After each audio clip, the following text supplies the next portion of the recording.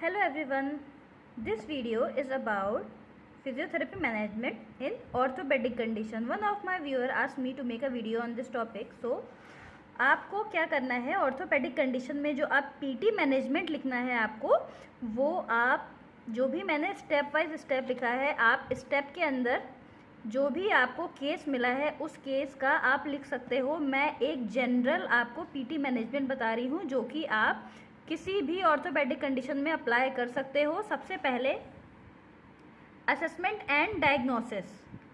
First step is to assess the patient's condition including medical history, symptoms and physical examination. सबसे पहले आपको जो भी असेसमेंट, आपको जो मैनेजमेंट लिखना है उसमें आपको सबसे पहला पॉइंट देना है असेसमेंट एंड डायग्नोसिस, जिसमें कि आपको पेशेंट के कंडीशन को एसेस करना है, उसे कौन सी प्रॉब्लम है, उसका मेडिकल हिस्ट्री देखना है, सिम्टम्स, फिजिकल एग्जामिनेशन जो भी है आपको वो पूरा आप असेसमेंट एंड डायग्नोसिस में लिखेंगे। कोई भी केस हो, जैसे मैं बात करूं प्रोलैप्स इंटरवर्टेब्रल डिस्क की बात करूं, या लो बैक पेन की बात करूं, या फिर क्लॉ हैंड, कुछ भी ऐसा फिर आपको आता है, कोई भी ऑर्थोपेडिक कंडीशन मिलती है, उसमें सबसे पहला पॉइंट आपको असेसमेंट एंड डायग्नोसिस का देना है, जिसमें कि आपको पेशेंट की कंडीशन, उसका medical history, symptom, physical examination सब लिखना है। दूसरा है आपका goal setting. Goal should be specific to their condition such as reducing pain, improving range of motion, increasing strength और रिस्टोरिंग फंक्शन। आपका दूसरा काम है गोल सेट करना है आपको। जो भी कंडीशन है, पीआईवीडी का केस है अगर, तो उसमें आपको सबसे पहला काम जो है वो है आपको पेन रिड्यूस करना है, रेंज ऑफ मोशन को इम्प्रूव करना है, स्ट्रेंथ को और फंक्शंस को रिस्टोर करना है। ये सेकंड पॉइंट है आपका गोल सेटिंग।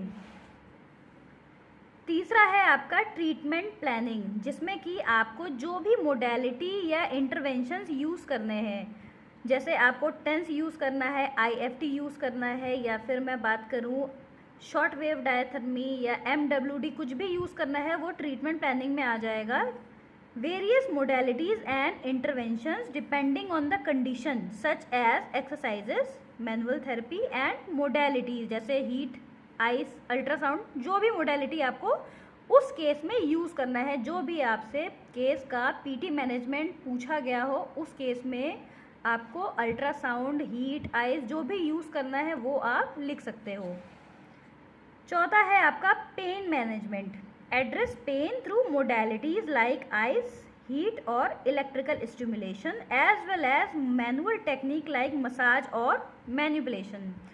पेन मैनेजमेंट में आपको जो भी मोडेलिटी लगानी है, जैसे आइस हो गया, हीट हो गया, या फिर तो कोई इलेक्ट्रिकल स्टिमुलेशन हो गया जिससे पेन रिड्यूस हो, जैसे मैं बात करूं टेंस की, या फिर कोई भी मैनुअल टेक्निक हो गई जैसे कि आप मसाज दे सकते हो या फिर मैनिपुलेशन दे सकते हो। तो पेन मैनेजमेंट में आपको ये सब कुछ लिखना है।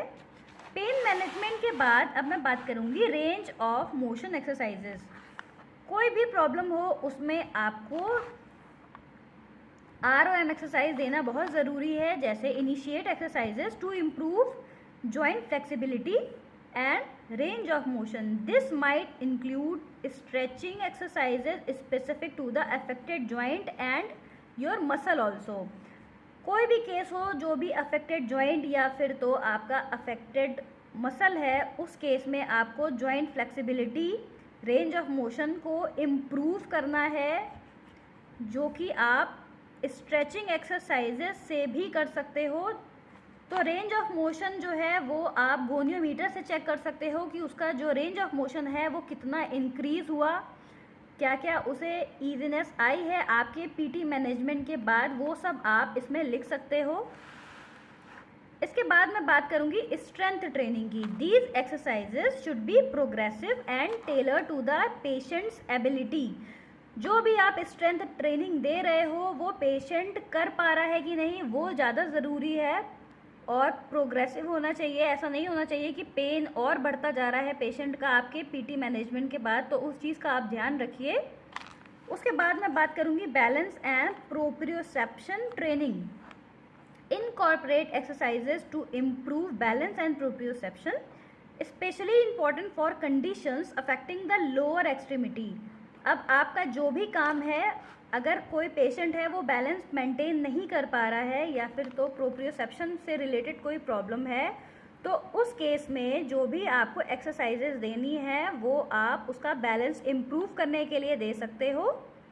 आप उसे नॉर्मली टो वॉकिंग या फिर तो मैं बात करूँ टेंडम वॉकिंग, ये सब चीज़ें आप उसे बता सकते हो जिससे कि पेशेंट का बैलेंस भी मेंटेन होगा। इसके बाद मैं बात करूंगी मैनुअल थेरेपी की। Manual therapy used hand on technique such as joint mobilisation, soft tissue mobilisation और manipulation to improve joint mobility. Manual therapy आपको देनी है तो उस केस में आपको जो भी केस है उसमें आप जॉइंट मोबिलाइजेशन देंगे, सॉफ्ट टिश्यू मोबिलाइजेशन या फिर तो मैनिपुलेशन देंगे। जो भी आप हाथ से करें वो आपका मैनुअल थेरेपी आ जाएगा।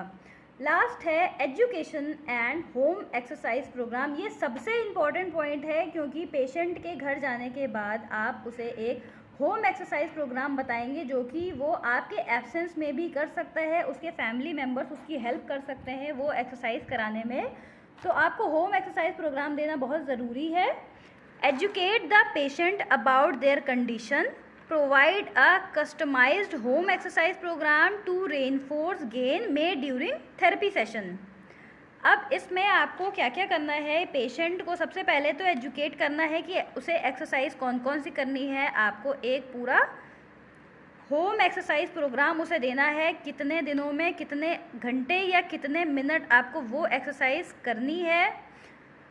तो this is all about your PT management in orthopaedic condition, जिसको मैंने पॉइंट वाइज डिस्कस किया। इन्हीं पॉइंट्स को आप लिखोगे और उसके अंदर जो भी आपको केस मिला है उसके बारे में आपको लिखना है। जैसे पीआईवीडी के केस में असेसमेंट डायग्नोसिस, फिर पीआईवीडी के केस में आप गोल क्या सेट करोगे, रेंज ऑफ मोशन पे, आपको पेन पे किस किस चीज़ों पे वर्क करना है वो आप गोल सेट करोगे। उसके बाद आप पूरा एक ट्रीटमेंट का प्लान बनाओगे जिसमें आप मोडेलिटीज़ बताओगे, मसाज, मैनुअल थेरेपी, क्या क्या आपको देना है वो सब आपके ट्रीटमेंट प्लान में आ जाएगा। फिर पेन मैनेजमेंट में आप क्या क्या मोडेलिटी यूज़ कर रहे हो, मैनुअल टेक्निक्स यूज़ कर रहे हो, वो सब आप बताओगे। फिर बात करूँगी मैं रेंज ऑफ मोशन एक्सरसाइजेज, जिसमें कि आपको जॉइंट फ्लेक्सिबिलिटी को इम्प्रूव करना है, रेंज ऑफ मोशन को सही करना है। तो रेंज ऑफ मोशन को चेक करने का सबसे अच्छा तरीका है गोनियोमीटर, जिससे आपको रेंज ऑफ मोशन कितना इंक्रीज हुआ है डिग्री वाइज पता चल जाएगा।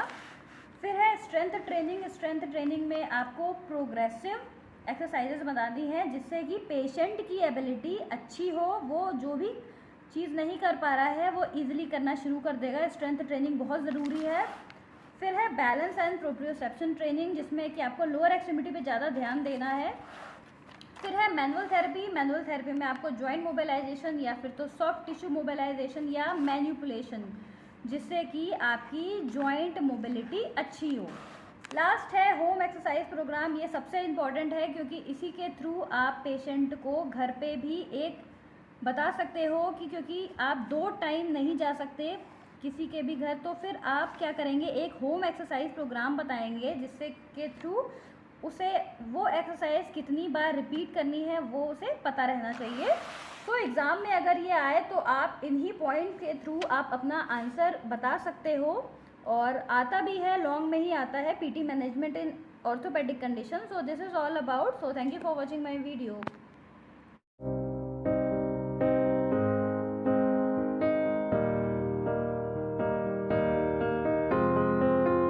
I will run, I will